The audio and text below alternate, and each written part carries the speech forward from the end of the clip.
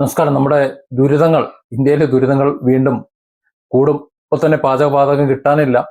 1.5 മാസം കാത്തിരുന്നാലാണ് ഇപ്പോൾ ഒരു സിലിണ്ടർ കിട്ടുന്നത്. ഇനി വരാൻ പോകുന്നത് 1.5 അല്ല, 1.5 കൊല്ലം കാത്തിരുന്നാലും കിട്ടാത്തൊരവസ്ഥയിലേക്കാണ് കാര്യങ്ങളുടെ പോക്ക്. അതായത് പശ്ചിമേഷ്യയിൽ വീണ്ടും യുദ്ധം അതിതീവ്രമായി പടരുന്ന ഒരു സാഹചര്യമാണ് ഇപ്പോൾ നിലവിലുള്ളത്. അത്ര സുഖകരമായ ഒരു വാർത്തയല്ല അവിടെ നിന്ന് വരുന്നത്. ഇറാന്റെ പരമോന്നത നേതാവായിരുന്ന ആയത്തുള്ള അലി ഖമനിയുടെ സംസ്കാര ചടങ്ങുകൾക്ക് പിന്നാലെ ആ രാജ്യം ശക്തമായ പ്രതികാരം നിർവഹിക്കുമെന്നുള്ള ഒരു ഔദ്യോഗിക പ്രഖ്യാപനവുമായിട്ട് മുജ്തബ ഖൊമേനി മുന്നോട്ട് വന്നിരിക്കുകയാണ്, അല്ലെങ്കിൽ അവിടുത്തെ ഭരണകൂടം മുന്നോട്ട് വന്നിരിക്കുകയാണ്. ആ പ്രഖ്യാപനത്തെ ശരിവെക്കുന്ന തരത്തിലാണ് ഇപ്പോൾ അന്താരാഷ്ട്ര തലത്തിൽ സംഭവവികാസങ്ങൾ സംഭവിച്ചുകൊണ്ടിരിക്കുന്നത്. പശ്ചിമേഷ്യൻ രാജ്യങ്ങളിലെ അമേരിക്കയുടെ കീഴിലുള്ള 5 നാവിക സൈനിക കേന്ദ്രങ്ങൾക്ക് നേരെ ഒരേ സമയം ഇറാൻ അടിച്ചുകൊണ്ടിരിക്കുകയാണ്. അതുപോലെ തന്നെ ഹോർമോസ് കടലിടുക്കിലൂടെയുള്ള അന്താരാഷ്ട്ര ചരക്ക് കപ്പലുകൾക്ക് നേരെയും ഇറാൻ അടിച്ചുകൊണ്ടിരിക്കുന്നു. മാരകമായ ആക്രമണമാണ് അടിച്ചുകൊണ്ടിരിക്കുന്നത്. അമേരിക്കയാകട്ടെ അവരുടെ പേട്രിയറ്റ് ഉൾപ്പെടെയുള്ള അത്യന്താധുനിക മിസൈൽ പ്രതിരോധ സംവിധാനങ്ങൾ ഉപയോഗിച്ചിട്ട് അവയെ ചെറുക്കാനൊക്കെ ശ്രമിച്ചുകൊണ്ടിരിക്കുന്നുണ്ടെങ്കിലും ആക്രമണത്തിന്റെ തീവ്രത കുറയ്ക്കാൻ ഒട്ടും സാധിച്ചിട്ടില്ല. അതായത് അമേരിക്കയും ഇസ്രായേലും വിചാരിച്ച പോലെയല്ല ഇറാന്റെ സൈനിക ശക്തി എന്ന നിലയിലേക്കാണ് കാര്യങ്ങൾ പോണത്. മിസൈലുകളുടെയും ഡ്രോണുകളുടെയും ഒക്കെ അവശിഷ്ടങ്ങൾ ജനവാസ കേന്ദ്രങ്ങളിൽ വന്നു വീണിട്ട് ഗൾഫ് മേഖലയിൽ വലിയ നാശനഷ്ടങ്ങൾ അങ്ങനെയും ഉണ്ടാകുന്നുണ്ട്. Qatar, Oman, Kuwait, Bahrain, UAE, Jordan ഇങ്ങനെ വിവിധ രാജ്യങ്ങളിലുള്ള അമേരിക്കൻ താവളങ്ങളെയാണ് പ്രധാനമായിട്ടും ഇറാൻ തകർത്തുകൊണ്ടിരിക്കുന്നത്. ഈ സാഹചര്യത്തിൽ ഖത്തറിലെ പ്രധാനപ്പെട്ട അമേരിക്കൻ എയർബേസായ അൽ ഉദൈദും ബഹ്റൈനിലെ 5ാം കപ്പൽപ്പടയുടെ ആസ്ഥാനവും ഒക്കെ വലിയ സുരക്ഷാ ഭീഷണിയിലാണ് ഇപ്പോൾ. ഇറാന്റെ ഈ കടുത്ത നീക്കങ്ങൾക്ക് പിന്നിൽ വളരെ വ്യക്തമായ ഒരു പ്രതികാര ബുദ്ധിയുണ്ട്. സത്യത്തിൽ ഇതുവരെ ഇറാൻ അടങ്ങിയിരുന്നത് ആയത്തുള്ള ഖമേനിയുടെ സംസ്കാര ചടങ്ങുകൾ പൂർത്തിയാക്കാത്തത് കൊണ്ടാണ് എന്ന് വേണം മനസ്സിലാക്കാൻ.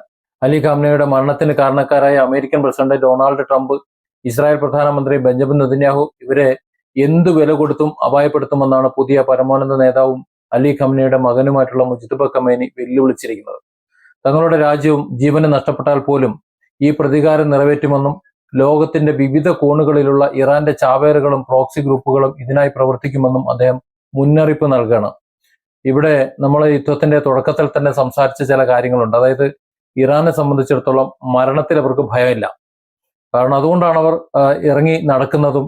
ഇപ്പോ പുറത്ത് കണ്ടാൽ കാച്ചിക്കളയും എന്ന് പറഞ്ഞിരുന്ന സമയത്താണ് ഇറാന്റെ ഭരണത്തലവന്മാരും മറ്റുമെല്ലാം റോഡിലൂടെ ഇറങ്ങി യാത്ര നടത്തിയത്.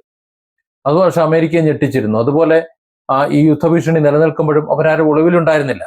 അതായത് രക്തസാക്ഷിത്വം ആഗ്രഹിച്ച് നടക്കുന്നവരെ മരണം കൊണ്ട് ഭയപ്പെടുത്താൻ കഴിയില്ല എന്ന് അമേരിക്കൻ പ്രസിഡന്റ് ഡൊണാൾഡ് ട്രംപോ അല്ലെങ്കിൽ ബെഞ്ചമിൻ നെതന്യാഹു കരുതിയില്ല, അല്ലെങ്കിൽ അങ്ങനെ അവർക്ക് ചിന്തിക്കാൻ കഴിഞ്ഞില്ല. അതുകൊണ്ട് തന്നെയാണ് ഇറാൻ ഭരണകൂടത്തിന് ഇത്തരത്തിലൊരു പ്രസ്താവന നടത്താൻ കഴിയുന്നത്. അതായത് ഇറാനിലെ അവസാന കുട്ടിയും മരിച്ചു വീഴുന്നതുവരെ അത് ശ്രമിച്ചുകൊണ്ടിരിക്കും, അത് ചെയ്യും എന്ന് പറയുമ്പോൾ രാജ്യവും രാജ്യത്തെ ജനങ്ങളും ഭരണകൂടവും എല്ലാം ഇല്ലാതായാലും തങ്ങളുടെ ലക്ഷ്യം തങ്ങൾ മറക്കൂല എന്ന് പറയുന്നത് വെറും വാക്കാവില്ല എന്ന് അമേരിക്കയും ഇസ്രായേലും മനസ്സിലാക്കുന്നുണ്ടാകണം. ഇസ്രായേലിന്റെ ഇന്റലിജൻസ് ഏജൻസികളും ഈ ഒരു വധഭീഷണി സ്ഥിരീകരിച്ചിട്ടുണ്ട്. മുമ്പ് തെരഞ്ഞെടുപ്പ് പ്രചരണ വേളയിൽ 2 തവണ തലനാരിഴയ്ക്ക് വധശ്രമങ്ങളിൽ രക്ഷപ്പെട്ട ട്രംപ് ഈ പുതിയ സാഹചര്യത്തിൽ വലിയ മാനസിക സമ്മർദ്ദത്തിലാണ് കഴിയുന്നത്. FBI, CIA, സീക്രട്ട് സർവീസ് തുടങ്ങിയ ലോകത്തിലെ ഏറ്റവും മികച്ച സുരക്ഷാ ഏജൻസികൾ ഒപ്പമുണ്ടായിട്ടും താൻ വധിക്കപ്പെടാൻ സാധ്യതയുണ്ട് എന്ന് ട്രംപ് തന്നെ വിശ്വസിക്കുന്നുണ്ട്. താൻ വധിക്കപ്പെട്ടാൽ ഇറാനെതിരെ ശക്തമായ തിരിച്ചടി നൽകണം എന്നുള്ള മുൻകൂർ നിർദ്ദേശം സൈന്യത്തിന് നൽകിയതായി ട്രംപ് തന്നെ വ്യക്തമാക്കിയത് അദ്ദേഹത്തിന്റെ ഭയത്തെയും അതുപോലെ ആത്മവിശ്വാസക്കുറവിനെയുമാണ് പുറത്തു കാണിക്കുന്നത്. മാത്രമല്ല അമേരിക്കൻ പ്രസിഡന്റിന്റെ സുരക്ഷ വർദ്ധിപ്പിക്കുന്നതിന്റെ ഭാഗമായിട്ട് യാത്രാ വിമാനങ്ങളുടെ കാര്യത്തിൽ പോലും വലിയ ജാഗ്രത ഇപ്പോൾ പുലർത്തി തുടങ്ങിയിട്ടുണ്ട്. 1865 എബ്രഹാം ലിങ്കനും അതുപോലെ 1963 ജോൺ എഫ് കെന്നഡി എന്നിവരുൾപ്പെടെ 4 അമേരിക്കൻ പ്രസിഡന്റുമാർ മുമ്പ് വധിക്കപ്പെട്ടിട്ടുള്ള ചരിത്ര പശ്ചാത്തലവും ഇറാന്റെ ഭീഷണിയെ അതീവ ഗൗരവത്തോടെ കാണാൻ അമേരിക്കയെ പ്രേരിപ്പിക്കുന്നുണ്ട്. ഈ യുദ്ധ സാഹചര്യത്തിൽ ആഗോള സമ്പദ് വ്യവസ്ഥയെ ഏറ്റവും കൂടുതൽ ബാധിക്കുന്നത് ഹോർമോസ് കടലിടുക്കിലെ പ്രതിസന്ധി തന്നെയാണ്. ലോകത്തിലെ ഏറ്റവും തന്ത്രപ്രധാനമായ ഈ ജലപാത പൂർണ്ണമായും തങ്ങളുടെ നിയന്ത്രണത്തിലാണ് എന്ന് ഇറാൻ പ്രഖ്യാപിച്ചു കഴിഞ്ഞു. അതുവഴി ഏതെങ്കിലും ഒരു കപ്പൽ ഇനി ഇറാന്റെ അനുമതി ഇല്ലാതെ കടന്നുപോയാൽ അത് ആരുടെ കപ്പലായാലും അത് തകർക്കുമെന്ന് അവർ പ്രഖ്യാപിച്ചും കഴിഞ്ഞു. വെടിനിർത്തൽ കാലാവധിക്ക് ശേഷം ഇതിലൂടെ കടന്നു പോകുന്ന കപ്പലുകൾക്ക് തങ്ങളുടെ അനുമതി വേണമെന്നും കൃത്യമായ ഒരു പാത ഞങ്ങൾ പറഞ്ഞു തരും, ആ പാത പാലിക്കണമെന്നും ഇറാൻ നിർബന്ധം പിടിച്ചിരുന്നു. ഇപ്പോഴും അത് പിടിക്കുന്നുണ്ട്. ഇറാന്റെ അനുമതി ഇല്ലാതെ പോകുന്ന കപ്പലുകളെ ലക്ഷ്യമിട്ട് അവർ നടത്തിയ ആക്രമണങ്ങളിൽ ഇതിനകം തന്നെ സൈപ്രസ് പതാക വഹിച്ചിട്ടുള്ള കപ്പൽ, അമേരിക്കയുടെ ചരക്ക് കപ്പൽ ഉൾപ്പെടെ തകർക്കപ്പെട്ടു, അല്ലെങ്കിൽ ഗുരുതരമായ കേടുപാടുകൾ സംഭവിക്കുകയൊക്കെ ചെയ്തിട്ടുണ്ട്. കപ്പലുകളിലെ എഞ്ചിൻ റൂമുകൾക്ക് തീപിടിക്കുകയും ജീവനക്കാരെ ലൈഫ് ബോട്ടുകൾ രക്ഷപ്പെടുത്തുകയും ചെയ്യുന്ന അവസ്ഥ വരെ ഉണ്ടായി. ഒമാൻ തീരത്തുകൂടി രക്ഷപ്പെടാൻ ശ്രമിക്കുന്ന കപ്പലുകൾ പോലും സുരക്ഷിതമല്ല എന്നാണ് ഇറാൻ നൽകുന്ന മുന്നറിയിപ്പ്.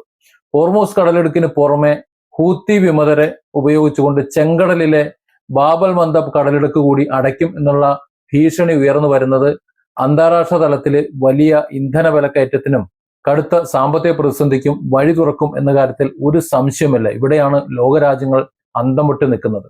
അമേരിക്ക എന്ന ഭൂലോക കള്ളന്റെയും ഇസ്രായേൽ എന്ന ഭൂലോക ഫ്രോഡിന്റെയും രണ്ടെണ്ണം കൂടെ വിചാരിച്ചിട്ട് ഈ ലോകത്തിന്റെ മുഴുവൻ സാമ്പത്തിക അവസ്ഥ, മുഴുവൻ അരക്ഷിതാവസ്ഥയും ഉണ്ടാക്കുന്ന ഒരു അവസ്ഥയിലേക്ക് ലോകക്രമത്തെ കൊണ്ട് ചെന്ന് എത്തിക്കുന്നത് വല്ലാത്ത ഒരു അവസ്ഥയായി തന്നെയാണ് കരുതുന്നത്. പക്ഷേ ഈ അമേരിക്കയുടെയും ഇസ്രായേലിന്റെയും അപ്രമാദിത്വത്തെ തള്ളിപ്പറഞ്ഞുകൊണ്ട് ഈ യുദ്ധത്തെ പിന്തുണയ്ക്കില്ല, ഇതിനെ അവസാനിപ്പിക്കണമെന്ന് പറയാൻ ഈ ലോകരാജ്യങ്ങൾക്ക് തണ്ടെടുപ്പില്ല എന്നത് മറ്റൊരു സത്യം. ഇറാന്റെ ഭാഗത്തു നിന്നുള്ള വെല്ലുവിളികൾ അമേരിക്കയ്ക്കും ഇസ്രായേലിനും കടുത്ത വെല്ലുവിളികളാണ് ഇറാൻ ഇപ്പോൾ നടത്തിക്കൊണ്ടിരിക്കുന്നത്. നേരത്തെയുള്ള സാഹചര്യമല്ല. നേരത്തെ ആയത്തുള്ള ഖമേനിയുടെ സംസ്കാര ചടങ്ങുകൾ നടന്നിട്ടില്ല. ഇപ്പോഴത്തെ അവസ്ഥ അതല്ല. അവരുടെ പ്രതിസന്ധികളെല്ലാം നീങ്ങിക്കഴിഞ്ഞു. ഇനി ഏത് വിധേന അടിച്ചു കഴിഞ്ഞാലും ഒന്നുമില്ല, അതായത് അവസാന ആള് വരെ കൊല്ലപ്പെടാൻ ഞങ്ങൾ തയ്യാറായിരിക്കുകയാണ്. അപ്പൊ അത്തരത്തിൽ ഒരു കടുത്ത പ്രത്യാക്രമണമാണ് നടത്തിക്കൊണ്ടിരിക്കുന്നത്. ന്യൂയോർക്ക് ടൈംസ് ഉൾപ്പെടെയുള്ള അന്താരാഷ്ട്ര മാധ്യമങ്ങൾ റിപ്പോർട്ട് ചെയ്യുന്ന അനുസരിച്ച് നോക്കുകയാണെന്നുണ്ടെങ്കിൽ ഇറാന്റെ തെക്കൻ പ്രദേശങ്ങളായിട്ടുള്ള അസലുയെ, വയറ്, ബുഷഹർ, ബന്ദർ അബ്ബാസ്, സിറക് തുടങ്ങിയ തന്ത്രപ്രധാന തുറമുഖ നഗരങ്ങളിൽ അമേരിക്ക തീമഴ പെയ്യിക്കുന്ന തരത്തിലുള്ള ശക്തമായ ബോംബാക്രമണങ്ങൾ നടത്തിയിട്ടുണ്ട്. ഇറാന്റെ പ്രതിരോധ ശേഷി പൂർണ്ണമായും തകർക്കുക എന്ന ഒരു ലക്ഷ്യത്തോടെ ഏതാണ്ട് 145ഓളം സൈനിക കേന്ദ്രങ്ങളിലാണ് അമേരിക്ക ആക്രമിച്ചിട്ടുള്ളത്. ഇതില് മിസൈൽ ലോഞ്ചിങ് പാഡുകൾ, റഡാർ കേന്ദ്രങ്ങൾ, ഡ്രോൺ സംഭരണശാലകൾ, ഊർജ കേന്ദ്രങ്ങൾ, ഇങ്ങനെ വിവിധ വിഭാഗത്തിലുള്ള ഉൾപ്പെടുന്നുണ്ട് എന്നൊക്കെയാണ് അവിടെ നിന്നും വാർത്തകൾ വരുന്നത്. കപ്പലുകളെ കണ്ടെത്താൻ ഇറാൻ ഉപയോഗിക്കുന്ന റഡാർ സംവിധാനങ്ങളെയും ചൈന, റഷ്യ തുടങ്ങിയ രാജ്യങ്ങളിൽ നിന്ന് അവർക്ക് ലഭിക്കുന്ന സാറ്റലൈറ്റ് ഇന്റലിജൻസ് സഹായങ്ങളെയും ഒക്കെ ഇല്ലാതാക്കാൻ വേണ്ടിയിട്ടാണ് അമേരിക്ക ഇപ്പോൾ പ്രധാനമായും ശ്രമിച്ചുകൊണ്ടിരിക്കുന്നത്. കൂടാതെ ഇറാന്റെ ഏറ്റവും പ്രധാനപ്പെട്ട ആണവ നിലയമായ ബുഷഹറിലെ ആണവ കേന്ദ്രങ്ങൾക്ക് നേരെയും അതിശക്തമായ ആക്രമണങ്ങൾ ഉണ്ടായതായി റിപ്പോർട്ടുകൾ വ്യക്തമാക്കുന്നുണ്ട്. എന്നാൽ ഇത്രയധികം ആക്രമണങ്ങൾ അമേരിക്കയിൽ നിന്നും ഇറാൻ നേരിട്ടിട്ടും ഇറാന്റെ പോരാട്ട വീര്യത്തെയോ അല്ലെങ്കിൽ ആക്രമണ സാധ്യതകളെയോ പൂർണ്ണമായി ഇല്ലാതാക്കാൻ അമേരിക്കയ്ക്ക് സാധിച്ചിട്ടില്ല.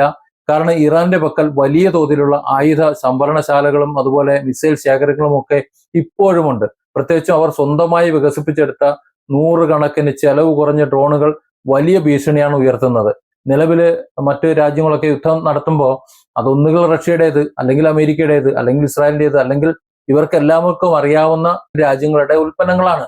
പക്ഷെ ഇറാനെ സംബന്ധിച്ച് അതല്ല. ഇറാൻ തദ്ദേശീയമായി വികസിപ്പിച്ചത് കൊണ്ട് എന്താണ് അതിന്റെ സ്വഭാവം, എങ്ങനെയാണത് പോവുക, എന്തിനെ ബേസ് ചെയ്തിട്ടാണ് പ്രവർത്തിക്കുക, ഇതിനെക്കുറിച്ചൊന്നും അമേരിക്കയ്ക്ക് എന്നല്ല ആർക്കും അറിയില്ല. അത് തന്നെയാണ് അവരുടെ വട്ടം ചുറ്റിക്കുന്നത്.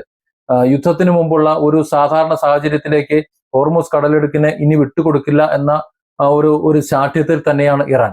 ഈ ജലപാതയിലൂടെ കടന്നു പോകുന്ന കപ്പലുകളിൽ നിന്ന് വലിയ തുക ഇനി ചുങ്കം ഈടാക്കാനും തങ്ങൾക്ക് താല്പര്യമില്ലാത്ത രാജ്യങ്ങളുടെ കപ്പലുകളെ തടയാനുമുള്ള അവകാശം നേടിയെടുക്കുകയാണ് ഇപ്പോൾ അവർ ചെയ്തുകൊണ്ടിരിക്കുന്നത്. ആഗോളതലത്തിൽ ആണവ ചർച്ചകൾക്ക് പ്രാധാന്യം നൽകിയിരുന്ന ഒരു കാലം, ഇപ്പോൾ ഇറാന്റെ ആണവ പരീക്ഷണങ്ങൾക്ക് നിർത്തണം എന്ന് കരുതിയിട്ടുള്ള ഒരു ചർച്ച, അതൊക്കെ നടന്നിരുന്ന ഒരു കാലമുണ്ട്. ആ കാലഘട്ടത്തിൽ നിന്ന് മാറി ഇപ്പോൾ പശ്ചിമേഷ്യൻ രാഷ്ട്രീയം പൂർണ്ണമായും ഹോർമൂസ് കടലിടുക്കിന്റെ നിയന്ത്രണത്തെ ചൊല്ലിയുള്ള ഒരു യുദ്ധത്തിലേക്ക് കേന്ദ്രീകരിച്ചിരിക്കുകയാണ്. ഈ യുദ്ധം തുടങ്ങിയ സാഹചര്യം തന്നെ നമുക്കറിയാം. അമേരിക്കയ്ക്ക് ഇറാനിലെ യുറേനിയം വേണമായിരുന്നു, ഇറാനിലെ എണ്ണ സമ്പത്ത് വേണമായിരുന്നു. പക്ഷെ ഇപ്പോ യുദ്ധം മാറി മറിഞ്ഞ് ഹോർമൂസ് പഴയ അവസ്ഥയിലേക്ക് എത്തണം എന്ന നിലയിലേക്ക് എത്തിച്ചേർന്നിരിക്കുകയാണ്. ഗൾഫ് രാജ്യങ്ങളുടെ നേതൃത്വത്തിൽ പാകിസ്ഥാനെ കൂടി പങ്കാളിയാക്കി അമേരിക്കയുമായി മധ്യസ്ഥ ചർച്ചകൾക്ക് ശ്രമിക്കുന്നുണ്ടെങ്കിലും ഇരുഭാഗത്തു നിന്നും വിട്ടുവീഴ്ചയില്ലാത്ത നിലപാടുകളാണ് ഇപ്പോൾ ഉണ്ടാകുന്നത്. ഇതിൽ ശ്രദ്ധേയമായ ഒരു വസ്തുത എന്ന് പറയുന്നത് ഇറാൻ തങ്ങളുടെ ആക്രമണങ്ങളിൽ നിന്ന് സൗദി അറേബ്യയെ പൂർണ്ണമായി ഒഴിവാക്കി നിർത്തിയിരിക്കുന്നു എന്നതാണ്.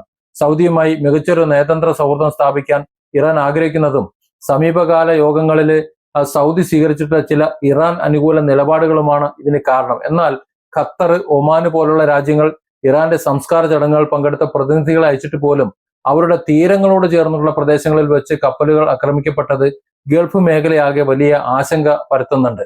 ഈ ഡൊണാൾഡ് ട്രംപിന്റെ ഭാഗത്തു നിന്നുണ്ടാകുന്ന സ്ഥിരതയില്ലാത്ത തലതിരിഞ്ഞ ചില തീരുമാനങ്ങളും മാനസിക സമ്മർദ്ദങ്ങളും ഒക്കെ പശ്ചിമേഷ്യയിലെ കാര്യങ്ങൾ കൂടുതൽ വഷളാക്കുന്നു എന്നാണ് വിലയിരുത്തപ്പെടുന്നത്. ശക്തമായ ഒരു രാജ്യത്തെ നയിക്കുമ്പോൾ ആവശ്യമായിട്ടുള്ള ഇച്ഛാശക്തിയോ അല്ലെങ്കിൽ പറയുന്ന വാക്കുകളിലെ സ്ഥിരതയോ ട്രംപിന്റെ രണ്ടാം ഭരണ കാലയളവിൽ ദൃശ്യമല്ല. ഭരണകൂടങ്ങളെ മാറ്റുന്നതിനെ കുറിച്ചോ അല്ലെങ്കിൽ സൈനിക താവളങ്ങളെ തകർക്കുന്നതിനെ കുറിച്ചോ ആലോചിക്കുന്നതിന് പകരം ഇറാന്റെ ജനവാസ കേന്ദ്രങ്ങളെയും നൂറ്റാണ്ടുകൾ പഴക്കമുള്ള സംസ്കാരത്തെയും തച്ചുടയ്ക്കുന്ന രീതിയിലുള്ള ട്രംപിന്റെ പ്രസ്താവനകൾ അദ്ദേഹത്തിന്റെ ഉള്ളിലെ ഭയത്തെയാണ് പുറത്തു കൊണ്ടുവരുന്നത്. ചുരുക്കത്തിൽ ഇരുപക്ഷവും കടുത്ത ആയുധബലത്തോടെയും വധഭീഷണികളോടെയും ഒക്കെ നേർക്കുനേർ നിൽക്കുന്ന ഈ സാഹചര്യം പശ്ചിമേഷ്യ മാത്രമല്ല ലോകത്തെ മുഴുവൻ ഒരു വലിയ വിനാശകരമായ യുദ്ധത്തിന്റെ നിഴലിലേക്കാണ് നയിക്കുന്നത്. ഇത് തന്നെയാണ് ലോക സമാധാനത്തിനും ലോക സാമ്പത്തിക ക്രമത്തിനും ഭീഷണിയായി നിലനിൽക്കുന്നത്. Different angles. Don't forget to subscribe and support this channel.